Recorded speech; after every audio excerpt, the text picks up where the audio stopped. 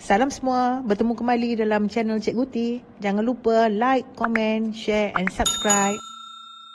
Bertemu sekali lagi, tajuk PMP kita pada hari ini ialah bincangkan peranan Ahmad Urabi dalam gerakan penentangan terhadap campur tangan kuasa asing di Mesir pada abad ke-19 Masihi.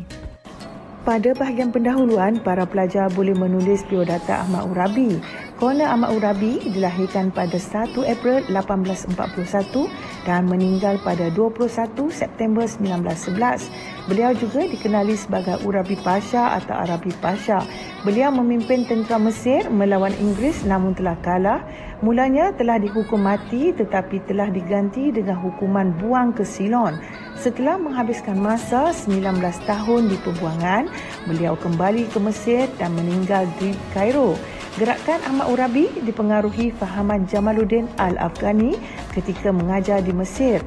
Pada awal, pergerakan Ahmad Urabi adalah merupakan gerakan anti kuasa asing iaitu Perancis dan Turki. Namun akhirnya gerakan ini menuntut perubahan dalam pentadbiran dan pemerintahan Mesir.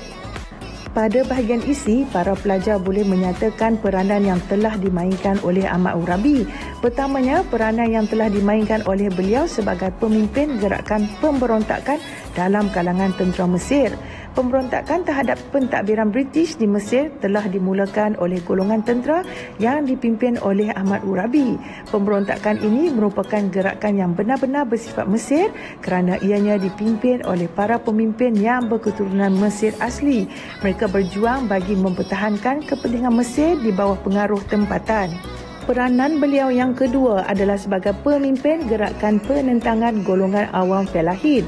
Sebelum meletusnya pemberontakan Urabi 1881-1882 di Mesir, telah muncul dua golongan penentang terhadap penguasaan asing. Pertama, penentang golongan awam yang terdiri daripada bangsawan, pegawai kerajaan, ulama dan tuan tanah daripada keturunan Felahin. Kedua, kumpulan pegawai tentera Mesir berketurunan Felahin. Golongan tuan tanah Felahin menerima tekanan daripada peminjam wang berketurunan Lebanon Kristian. Kadar faedah pinjaman riba yang tinggi mengakibatkan golongan ini gagal membayar hutang dan tanah mereka dirampas tanpa tolak ansur. Selain itu, golongan ini turut menanggung beban cukai yang tinggi dalam bidang pertanian oleh pihak pemerintah bagi memuaskan kehendak pemodal asing yang menagih hutang kerajaan sebanyak 100 juta. Ahmad Urabi berjanji untuk mengurangkan bebanan cukai golongan Felahin tanggung dan menghukum peminjam wang. Keadaan yang serba menindas ini menyebabkan golongan Felahin ini menyokong pemberontakan Ahmad Urabi.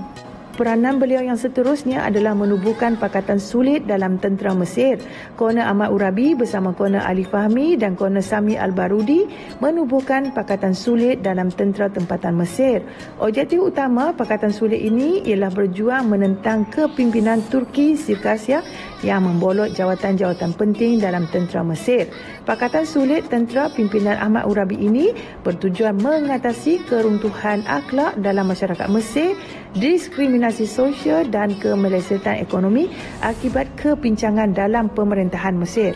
Peranan beliau yang seterusnya ialah menubuhkan Parti Kebangsaan. Ahmad Urabi dengan galakkan Khedive Ismail telah menubuhkan Al-Hizab Al-Watani. Antara perjuangan parti ini adalah cuba menghapuskan pengaruh asing dalam pentadbiran Mesir, menjamin agar hutang piutang asing dibayar dengan syarat harta rakyat Mesir tidak dirampas dan menyeru agar kuasa Khedive dipulihkan kembali serta segala pendapatan daripada perkhidmatan kereta api Mesir dipulangkan kepada kerajaan Mesir sendiri.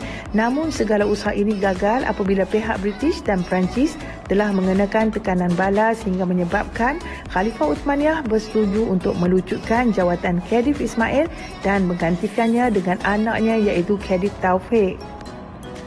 Peranan beliau yang seterusnya adalah mengetuai pemberontakan Urabi 1881-1882. Kemuncak konflik antara rakyat tempatan dan pihak British serta Khedive Taufik akhirnya membawa kepada meletusnya pemberontakan Urabi pada tahun 1881 hingga 1882. Penghujung tahun 1881, Ahmad Urabi dan para penyokongnya telah merampas kuasa dari Khedive Taufik. Situasi ini memaksa Khedr Taufik meminta perlindungan British. Rusuhan berlaku di Hilir Mesir dan beberapa orang Kristian telah dibunuh.